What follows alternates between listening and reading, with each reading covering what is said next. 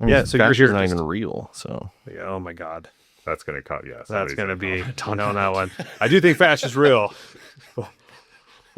But it's real weird and we don't know what it does. true.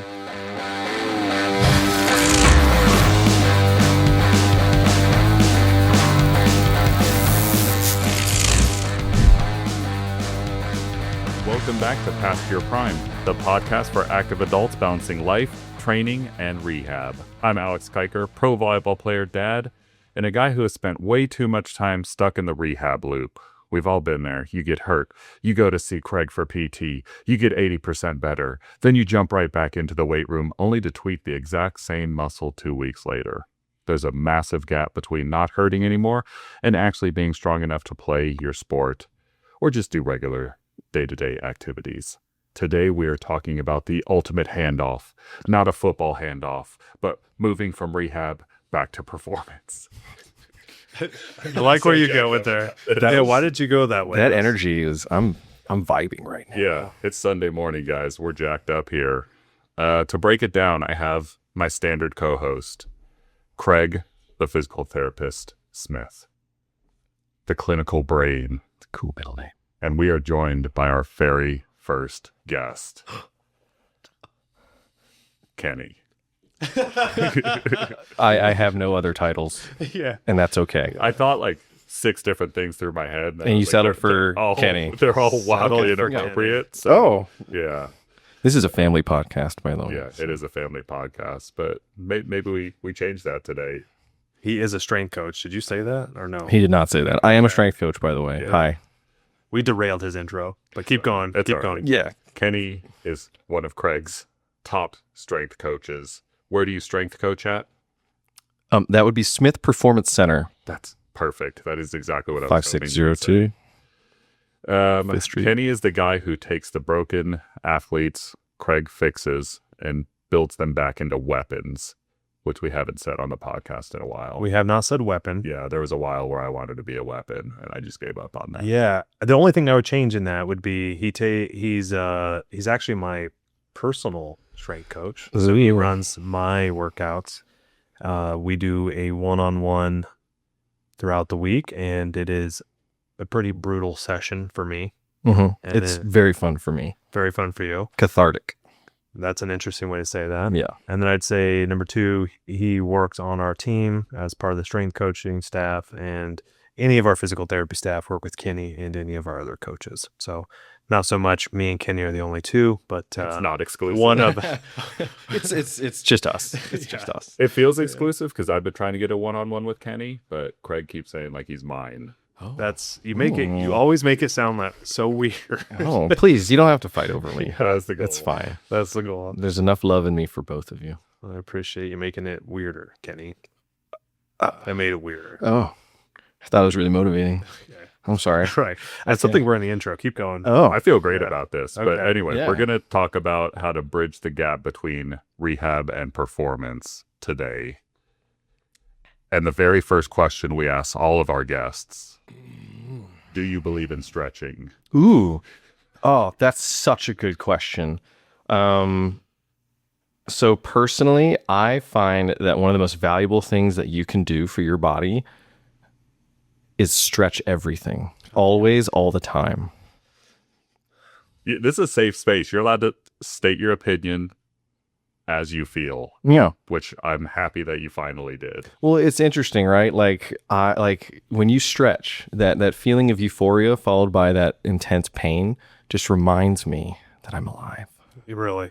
Yeah. Yeah, I would say stretching is probably the most interesting thing that we discuss with new coaches, because I think there is a pretty strong belief system that you should be stretching. And Kenny is actually pretty fascinating because he is incredibly flexible. Debatable. And he doesn't agree with it, but he can hold his arm in positions where you're just like, is that healthy? Why are you always watching me? Yeah, I just do. It's Okay. one of my things. But I would say we can talk about the stretching conversation later. Yeah. I actually don't really believe in stretching. I just to avoid this conversation, especially after the mic's cut off. I don't believe in the stretching. Yeah. Were you paid to say that? Unfortunately, Big Nestle told me to report that. So Yeah.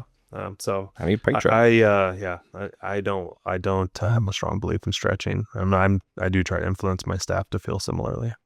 I thought Craig might be looking for a new strength coach. I could read his mind. He is having second thoughts. Honestly, I was more worried about that one YouTube comment that called you guys, what was it, baboons? Muppets. Yeah. And I don't want to be a Muppet. You stew on that just as much as Craig does. Mostly I laughed about it more than stew on it, but I didn't stew on it. you know he's waiting in the woods. Well, the fascia thing was I still think single statement comments of you didn't consider fascia as if that negated any of the points I had is just the stupidest argument in the world. But I mean, yeah, so fascia's you're not just- even real, so. yeah, oh my God. That's going to cut, yes. That's going to be, don't know that one. I do think fascia's real. But it's real weird and we don't know what it does. True. But no, but seriously, stretching for performance, do you think about that? I don't, so No. to even go deeper into it, I don't think that there's, for us to totally get segued right now, I don't think there's a performance benefit. I don't think there's a strong therapeutic benefit. I don't think that it differentiates top performers as long as you have the bare minimum to be able to produce the activity. I don't think it has injury protective effects. And I just think it feels good certain times. I'm not going to negate that, but I think most of the other benefits that people would say for stretching don't exist once you evaluate it at any level of depth. Craig is clearly angry, Kenny. I actually have a hot take on stretching if you want it. Go He's ahead. wanted one Yes. for a long time. I think I kind of view more as like a sport specific thing, right? Okay. Like here we go. I think a lot of what can be done through stretching, you could just do through like activation, some mobilization, some strengthening of the right musculature, the right joints. But you're like gymnasts, they need to be limber, right? I would say stretching is kind of sport specific because they might benefit from the stretch. Well, so I guess my pushback on that would be, I think and sometimes people say that stretching got them to where they're at in those activities, but I would say that they self-selected in. Because I see a ton of gymnasts who come in and they already have the mobility. They may not be able to control the end range, but even when they do the controlled end range, I think it's more that they've learned to use their system to control that end spot, not that they stretched until they eventually got that motion. So maybe at a young age, I think that you may have the ability to influence it, but I really don't think the way that we think of stretching makes the changes that we think it makes. So the tissue that you think you're stretching has a vasculoelastic property. And so, yeah, there are mild changes for a very short period of time, but then the tissue just goes right back to where it was. So I have a hard time believing that those individuals got that motion because they were stretching. I think they had it or they were able to learn how to control those end range positions, not that the stretching gave their tissue that ability. And then second to that, I would say subjectively, I think what stretching does is it maybe allows you to have a different sensory experience so you can tolerate it. And so that'd be my take would be you change your subjective tolerance, which then I don't deny that part at all. So you can do the splits. I do the splits every day. I mean, we have a guy on our staff who can absolutely do the splits, It's disgusting. and it's not because he works on it. Like he can just do the splits, and that's more Dangerously hypermobile. Yes. Yeah. Yeah. As is my daughter. Yeah. So I mean, did she work on her flexibility? The gymnastics, yeah. That was the correlation that I was putting together as well. Yeah. See, I think it's more she can tolerate going in that position, but I would suggest that she probably just has more elastin in her connective tissue. She's just absolutely, like, if we look at genetics, she has more elastin in her connective tissue, and that makes her more flexible. She's also clinically hypermobile as well. So Yeah. So then I think it's insane to somebody who's hypermobile and then to do like an aggressive stretching routine on is fascinating because they literally are missing the stiffness in their system that protects them. And so then eventually they're going to have a hypermobility and an instability that become one of the hardest things for them to stay healthy and feel good and not hurt. that's messed up. That's my kid you're talking about. Yeah. Yeah. trying to protect her. That's my child. That's my kid. child. Yeah, that was a total derailment, by the way. But yeah, So we spent 10 minutes on stretching. yep. Goal accomplished. I just wanted to hear you just go off the rails on that. Yes. Yeah. Good welcome. We'll Good have welcome. to rethink our first question for guests. Part 1, stretch. Anyway, all right. What's the? All right. So, scenario. Craig has just handed you an athlete or a patron who has finished rehab. What's the number one mistake that you see those folks make on day one in the weight room? So not released to me, but released out to the wild, to the weight room? Either or, yeah. I was thinking specifically to you because you're here right now, but it could just be into the wild weight room. I think the most risky thing that I see often is they're going to finish PT. They're going to feel great for the first time in what could be years. And their first thought is, you know what? 20 years ago, I was a lacrosse champion. I'm going to lift those exact same weights. And then they do. And then they come back. And the cycle repeats. You know who that sounds like? Look, I'm not a lacrosse champion. No, but he has. I was a volleyball champion in my youth 35 years ago. I'm just assuming you're old. Sorry. It's the mustache. I'm early 20s, actually. Oh, God, you look great. Yeah. But I did also play volleyball 35 years ago, so I didn't Wait a know those minute. go together. Yeah, so that's probably the most risky thing is they get out, they feel good finally, and they're just like, all right, I'm right back at it. They don't build gradual. They don't start low and regain all of the, strength and how to move pain-free and their planes of movement again. They just pull that 315 on the deadlift and hello, good to see you again. So the biggest mistake is people going back to what they're lifting. previous physical capacity. It kind of is a little bit of the ego lifting piece, honestly. Like a huge piece that I deal with as the coach during the pass off is like the sports psychology piece, right? Finally, people are in a good enough state that they can start lifting, and for some, that's huge. They get really motivated, they're really happy, they want to push. For some, they're actually more scared because they don't want to go back to where they were. So they're too nervous, kind of eggshelly in their lifting and how they want to move. And I guess that's kind of where we have to put our super coach hat on and then turn it backwards to Wombo for psychology as well. Because with either end of that spectrum, I don't want somebody to push too hard or to not push themselves when they're in a healthy range. And that's where I come in and save the day. So they feel fragile. Some of them, yeah. You're either fragile or you're Superman. Both, not so good. Not so good. So let's bridge the gap, Yeah. Find that healthy medium. Or like Homelander. Exactly like Homelander. Yeah, exactly. And empty. Well, spoilers, by the way. Let's cut that. Yeah. Sorry, Danny. Wait. I don't know if Snape kills Dumbledore, though, yeah. by the way. Okay. Lots of spoilers in this episode. Okay. That's that was a reference to Harry Potter. That one, and then Homelander. I actually didn't know that, so you did ruin that for me. Oh. So I don't know. I didn't watch the whole episode. So. But I think now you're backpedaling. yeah, I mean a little bit just to try and make you feel better about You're trying to obfuscate, but the truth's in your eyes. This is so weird. They're Korean. Annyeong. 안녕하세요. I definitely had that in my volleyball career, though, where I didn't go back to the weight room and try to ego lift, but I went back to playing the highest level of volleyball that I could immediately. And then, a couple steps back and then, do the skips forward and then a couple steps back. And here I am today. Yeah, you've done that in your volleyball career, but your life, period. That seems to be the standard. Which I can empathize, I think that's pretty normal, right? Yeah. Yeah. It's horribly normal. That's the problem. Yeah. Yeah, I think, so what do you normally do to help calibrate where somebody's been physically at their peak and where they are currently with where their tissue capacity and what they can tolerate? So a lot of it is, it highlights the value of the movement assessment, usually when you pass off from the PT side, when I spend that hour getting to know them and then doing the 6 fundamental movements, which is, plank and core, split leg stuff, upper push, upper pull, lower push, lower pull. And when I'm in that discussion, that's when I'm trying to dig into your brain. And I'm trying to see if they kind of give the buzzwords of my past glories, or if they're giving the buzzwords of I'm super nervous to be here.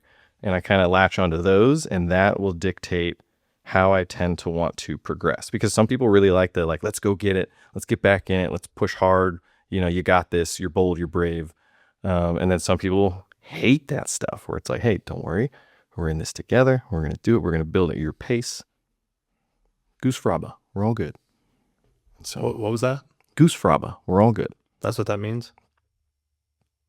Yes. Okay. I've never heard that before. Yeah, what's that? Yeah, where's that from? I believe that's anger management with Jack Nicholson and Adam Sandler. Got it. Okay. Yeah. Goose fraba. I think Jack Nicholson, his anger management therapist, is trying to sleep with his wife. Another I spoiler. don't watch movies. So, Really? yeah. We've talked about this before. That's weird. Yeah. It's kind of weird. Yeah. Hmm. Yeah. So I guess the biggest issue that you run into then is just figuring out what personality type you're dealing with, and then appropriately making the adjustments because if you're too worried about breaking yourself, you're never going to put the stimulus through your body that it needs. Whereas in the other one, you're going to fall into the chronically or injured doom loop that we see with Alex. Yeah. That was a weird. I'm not a doom. That was a weird anymore. punch thrown off out the side. Well, a big piece of it is compliance, right? Like we want people to be compliant. That's the best way you're going to facilitate adaptation is being compliant, hitting your workouts 1, 2 to 3 a week and staying consistent with it. But if you don't know how to approach that person's personality in the correct way, that's going to be what goes, right? They're not going to want to come back, or they're going to hurt themselves. They're going to say, screw it, I'm done. Bye-bye. So you'd be like me and go 5 to 7 days a week and just crush yourself. Yep. And then what? You take like a week off and then No, I don't take weeks off. you just keep hurting I yourself. fall asleep every once in a while Oh, in my kid's bed. that's healthy. But you don't really, so here's a question. Ooh. What do you do if somebody doesn't like to take time off? But they don't do the recovery that allows the tissue capacity and energy capacity to actually completely recover. And they mostly just focus on maximizing their physical capacity, their performance. What do you normally do as a coach in that situation? I like to remind that individual how it feels to stay constantly plateaued and not make any progress. Because that's what you're doing. Why are you talking to me? Talk to Craig. As I lock eyes with you just deeply into your soul. Well, it's so there's like there's a lot of science behind this, right? In the sense that if you want to make meaningful progression and make adaptation in your training, you need recovery, right? It's the whole concept of a deload, right? You work a couple hard sets or a couple hard weeks of pushing it, training. It could be strength, hypertrophy, whatever. You're pushing it. Then you need to take a couple days or even a full week of a deload because you got to allow regeneration and recovery for your muscles, for your body, for your brain. And then you can rebound off of that deload and try and push a little bit harder in the next week. So whenever I see people that are like, I don't need the rest times, or I'm just going to keep pushing it hard and never stop pushing it hard, you're taking your what was 100% energy battery, and after week 1, now it's down to 90% as its maximum. At week 2, now it's down to its 80% of its maximum. You kind of get the idea. And if you keep doing that, then yeah, you might be lifting heavy, but you're just trashing your body by that point. And you're not going to get any meaningful growth. You're not going to push your PRs. You're not going to break the plateau. So when you get pushback on that, what do you do?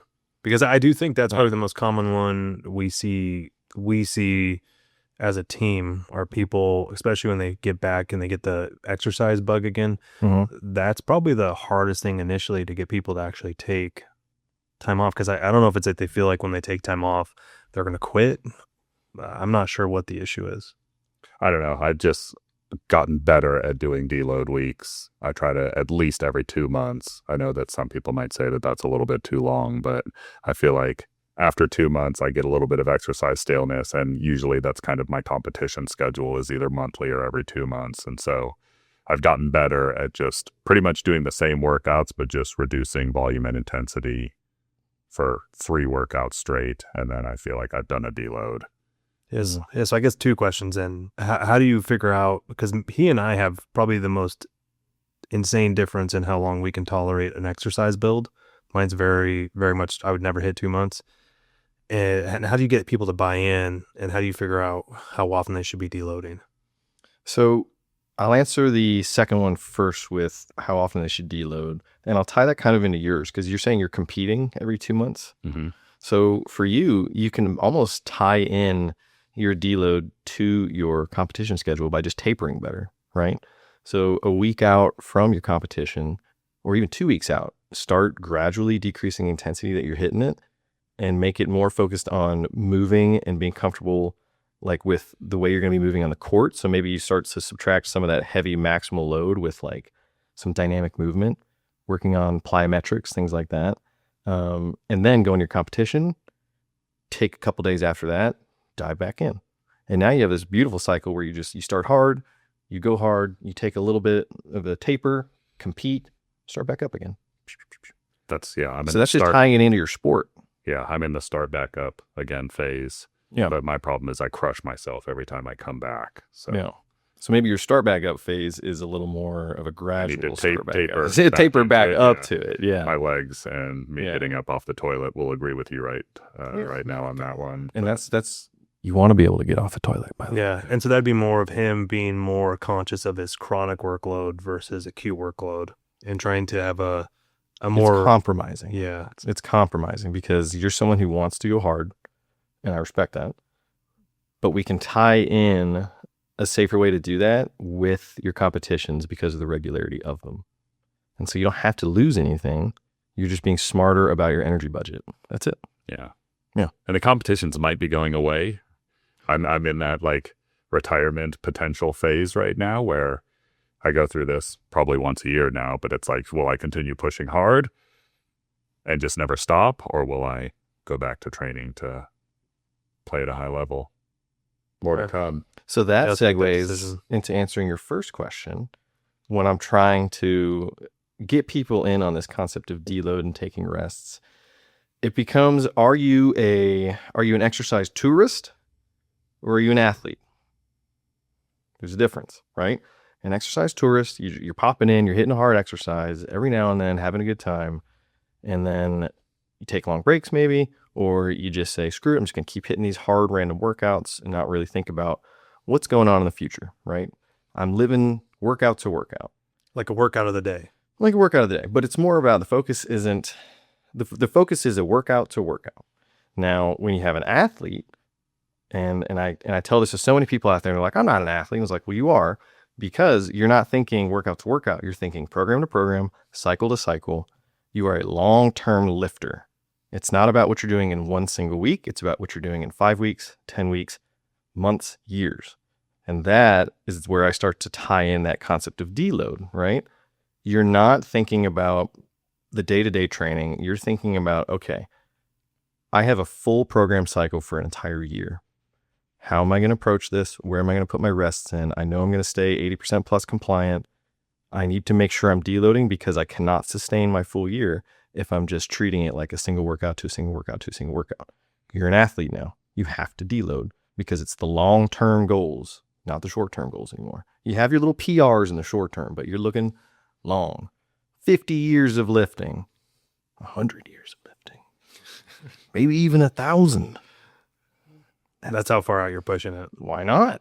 Well, it does make me think. You took me through a pretty heavy workout phase where I hit PRs on, which he was actually talking trash and did not call them legitimate. Oh. But I hit some PRs on that program. I know.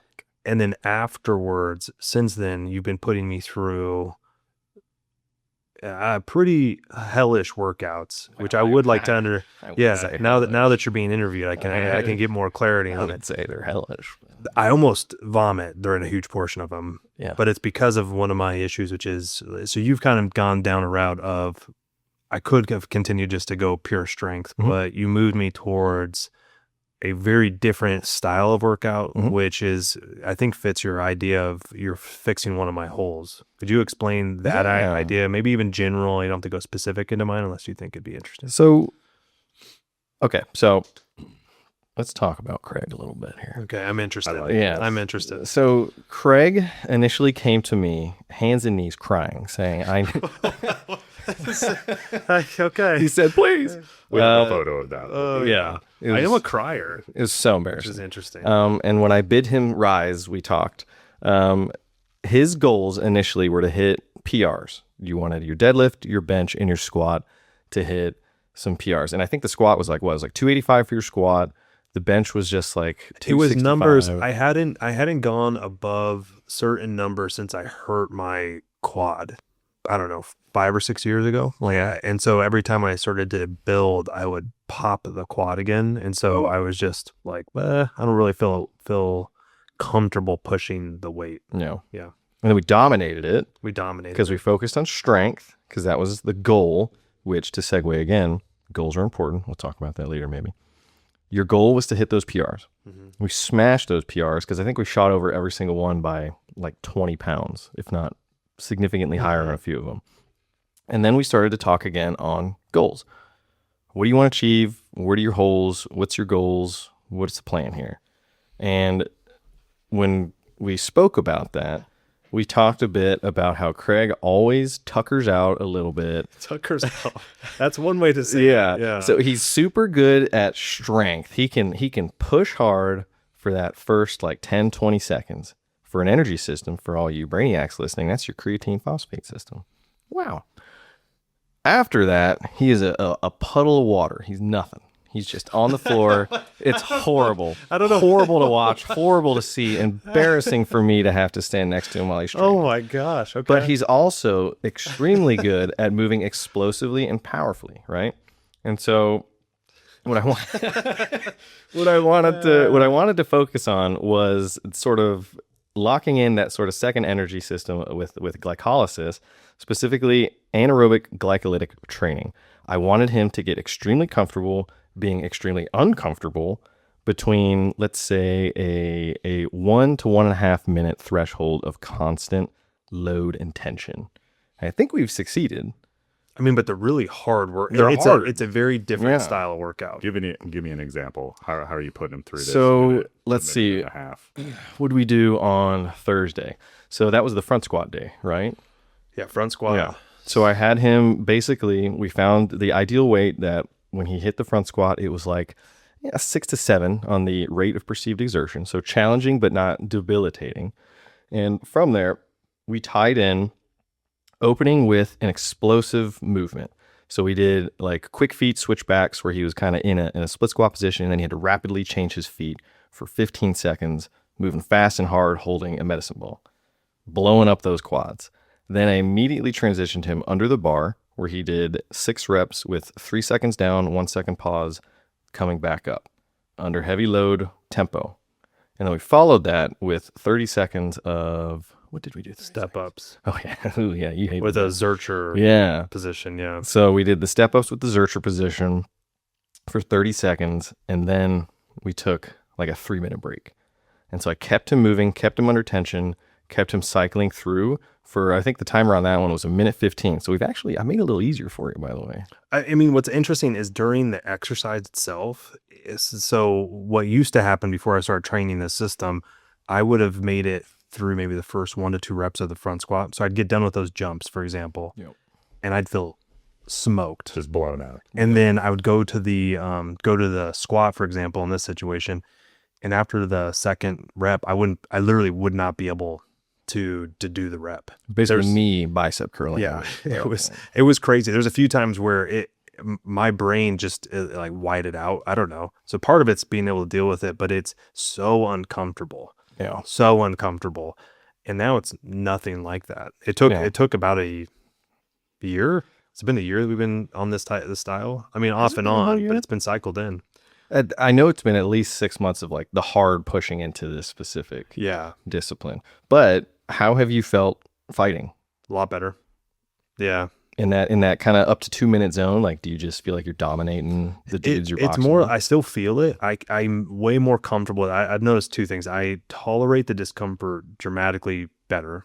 But then the second part is, I mean, my recovery is so much faster. Whereas before I would do maybe 1 set And if I had that happen, I couldn't work out again. I was done. It's not like a for a mini day. French contrast, almost. Not the exact, but like in terms of the.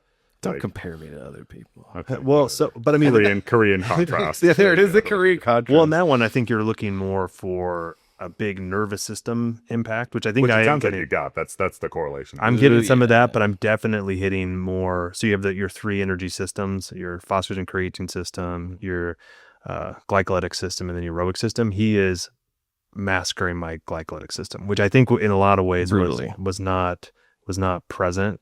And I think that's kind of speaking to your specificity. If you're looking out from a workout of the day perspective, I've worked out a lot, but I've never had a focus on this, and it's made a gigantic difference in my ability to handle sustain at a very high level of performance, like be able to keep it for 2 to 3 minutes. Well, I can just imagine a year ago you get into a fight and like 20 seconds in you just black out. He's like, I'm done, man. Well, also Yeah. that just depends on who I'm boxing against, because those guys are dramatically better than me. But now So you it's can punch just being them for nice. 2 minutes. Yeah, but they're, at any point in time they could just go, I'm gonna hit you in the I'm going to face ramp now." this up a little Yeah. bit. You okay with that? Yeah, you okay with that, buddy? You're like, oh, Yeah. pat, pat, pat. I imagine some of those like 400-pound boxers where like you just walk them around the ring one time and then they're just gassed. I can't even At the end of imagine. the first round. I don't know. Some of those dudes. So I've first never boxed a 400-pound boxer, but Yeah. just So you or him though. that's Just basically getting that was me. gassed. Gassed immediately. 400-pound boxer. Yes. Yes, see that's it, it exactly. Yeah. Yeah. Holy crap.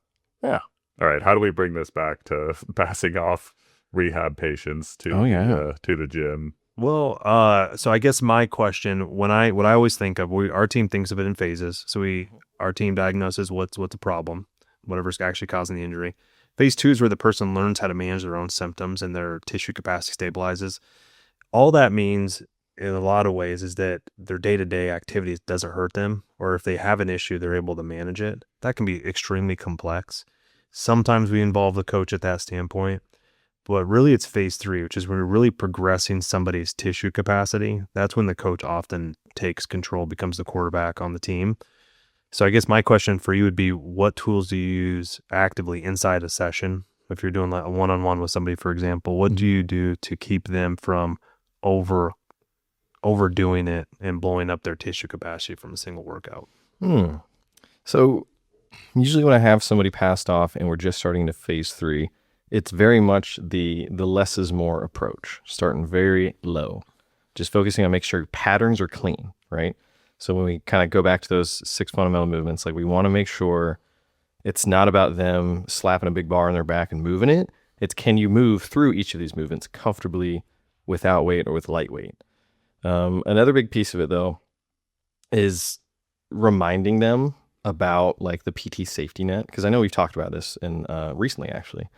We're trying to demedicalize their training because they're leaving PT, they're coming into strength training. So I want them to have that mindset that we're diving back into the strength training so that they're comfortable pushing some heavier loads, but reminding them that sometimes we will slip back. We probably will slip back because we're in the exploratory phase of getting them back into training. It's kind of a bit of it's a scientifically approached Wild West kind of scenario, right? Because we could do a single body weight sit to stand and it could flare them up. But because they're phase 3, they know, and I'll let them know, they have the understanding that they have the PT safety net to cover any of those bases, fill in the cracks. But very much less is more because we got time. Again, we got 50 years to train. Is the safety net basically like you can just go back and see Craig and he'll fix you again?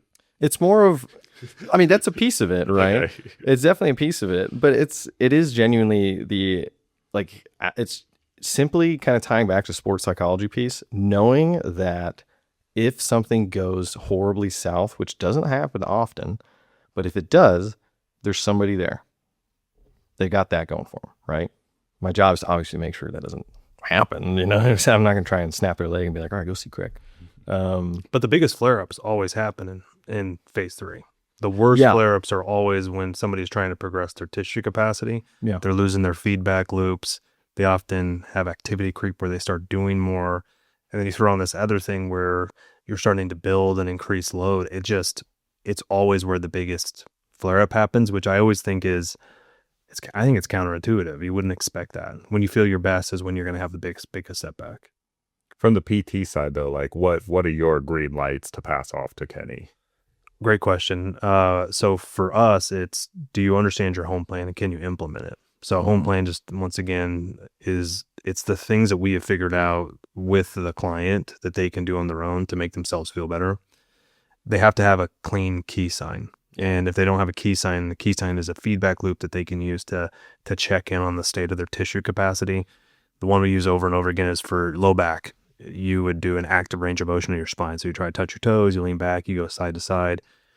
And if that feels stiff, and then you make it better with your home plan, and then you start doing your exercise, and all of a sudden it feels more stiff when you recheck it, you've irritated your back and you just don't know it yet, right? Yep. So I think those are the two non-negotiables. And then the third one is the person can't have such severe irritability where they're on an edge where if they go over the edge, they're now going to miss the next 2 weeks. That can't happen. So those are going to be the biggest issues. I think that from the PT perspective, that has to be the biggest piece. Key sign one is interesting because it can be challenging sometimes with individuals where there's not a defined key sign. And then if they get passed off to my side of things without that defined key sign, it can make it a lot more challenging.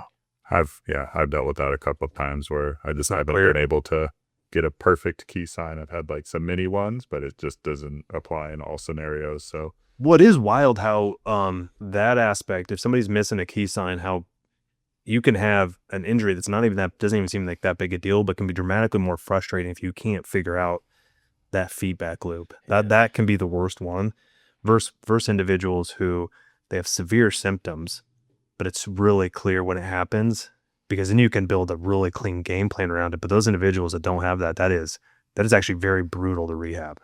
Yeah. Clinical lumbar instabilities. It can be hard. Those are the tough ones. Yeah. Clinical lumbar instabilities for sure. Yeah. My calf was my tough one just because it took so much to irritate it. And then I finally found a fix. But don't you think part of that too is I think you actually have a clinical lumbar instability. Right. Which I think irritates your back. I just lay down and it felt better. Is that crazy? Yeah. I think that's crazy. Shoulder instability. Instabilities I think are rough, which once again leads us back to why stretching can be an insane thing to do. It's very important to do, for sure. Right? Cervical instability. Yeah. Let's stretch it till till your tricep doesn't work. Yeah. That's always a solid plan. Just find a chair and just. Yeah. So I think those would be the big ones. What would you say is the biggest mistake that you feel like you've made that you don't make anymore as a coach? I can definitely get guilty riding the high when I get like 2 to 3 weeks pain-free, feeling good with the client, where I'm just like, all right, let's put 315 on your back. Let's see what happens. I 100% I get guilty of it because it's the dynamic and the vibe of somebody that has hurt for years and then has felt good for like 3 to 4 weeks in a row is infectious. And I have definitely, the Siren song of feeling good has caught me quite a few times. It happens. So I've tried to just be more diligent of the fact that like, just because we're feeling good for almost a full cycle, it's almost a full cycle. It's not a full cycle yet. And then I still want to be like cautiously optimistic and not super optimistic. Yeah, see, what I think happens in those situations is the person's control system has gotten a lot better. The tissue's still injured. Oftentimes when they're in this phase, they still have an injury that's still there. But you have this just a much better coordination of what's triggering you, what things make it feel better. You're starting getting your nervous system to control whatever segment's hurting you.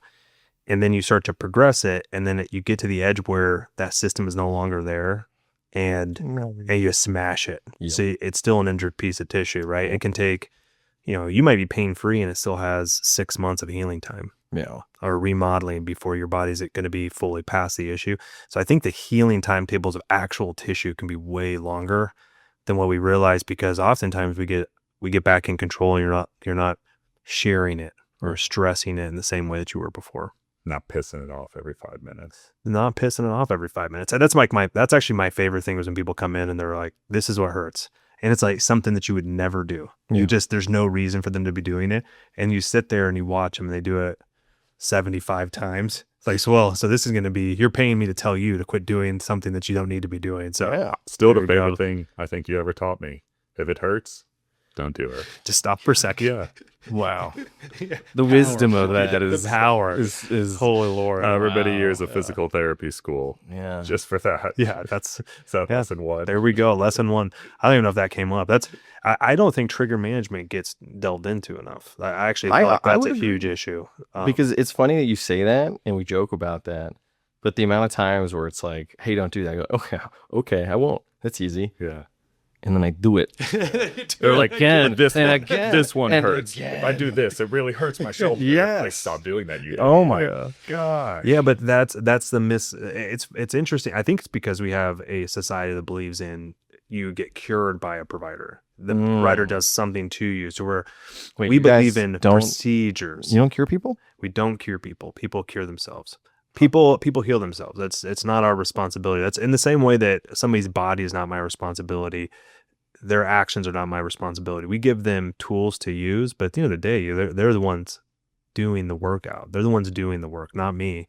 And so in the same way, I don't want to take credit for them making themselves feel better either, right? That's really, I would say, from a philosophy at our place, that's a big one that people who come in here, they are learning to take care of themselves. They're building their own foundation.